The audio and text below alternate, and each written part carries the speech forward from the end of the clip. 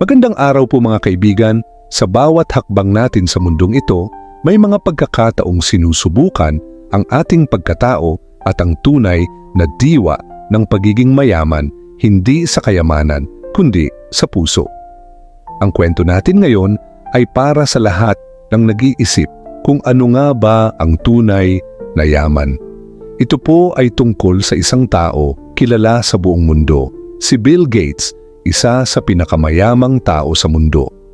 Ngunit sa likod ng kanyang tagumpay, may natutunan siyang aral na mas higit pa sa anumang yaman. Isang araw, sa kanyang kabataan, hindi pa siya kilalang bilyonaryo, si Bill ay nasa New York Airport. May nakita siyang tindero ng dyaryo at nais niyang bumili ng isa.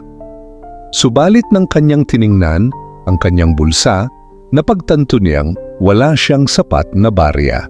Pabalik na sana siya, ngunit sa kanyang pagtataka, nilapitan siya ng tindero at inabot ang dyaryo.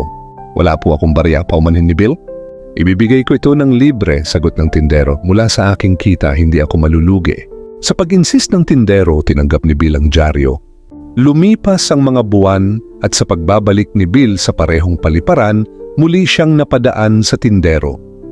Muli, wala siyang dalang barya at muli, iniabot sa kanya ng tindero ang dyaryo ng walang kapalit. Ibinabahagi ko ito mula sa aking kita, paliwanag ng tindero. Hindi ako nawawalan. Lumipas ang 19 na taon. Ngayon si Bill Gates ay isa na sa pinakamayamang tao sa mundo, kilala at hinahangaan. Ngunit isang araw, biglang bumalik sa kanyang alaala ang mabait na tindero ng dyaryo. Sinubukan niyang hanapin ang tindero. Sa paglipas ng 1.5 buwan, natagpuan niya rin ito. "Kilala mo ba ako?" tanong ni Bill nakangiti. "Oo naman, ikaw si Bill Gates?" sagot ng tindero may halong pagkamangha. Nagpalitan sila ng ngiti at muling nagkwentuhan tungkol sa mga pagkakataong ibinigay ng tindero ang dyaryo ng walang kapalit. Sinabi ni Bill, "Gusto kong suklian ang iyong kabutihan. Anuman ang nais mo sa buhay, sabihin mo lamang, tutuparin ko." Subalit, ang naging tugon ng tindero ay nagpaiyak sa kanya. "Sir, hindi po ninyo kayang pantayan ang aking tulong. Tinulungan ko po kayo nung ako'y isang mahirap na tindero ng dyaryo at kayo naman po ang pinakakilalang mayaman ngayon. Paano po mapapantayan ng inyong tulong ang aking nagawa?" Sa puntong iyon naisip ni Bill Gates na mas mayaman pa sa kanya ang tindero. Ang tindero ay hindi naghintay maging mayaman bago tumulong. Bukas ang kanyang puso at hindi inalintana ang kapalit. Mga tagapakinig, ang kwentong ito ay may aral na dapat nating tandaan sa araw-araw. Hindi sukatan ng kayamanan ang dami ng ating pera, kundi ang lawak ng ating puso sa pagtulong.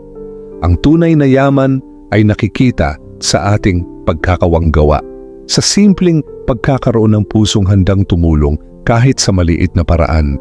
Naway maging inspirasyon ito sa atin, hindi kailangan ng malaking kayamanan para tumulong.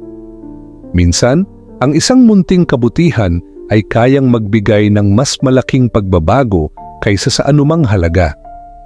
Sa ating bawat hakbang, piliin natin ang maging mayaman sa puso at damdamin. Maraming salamat po sa inyong pakikinig at sana ay nagniningning ang diwa ng kabutihan sa ating mga puso.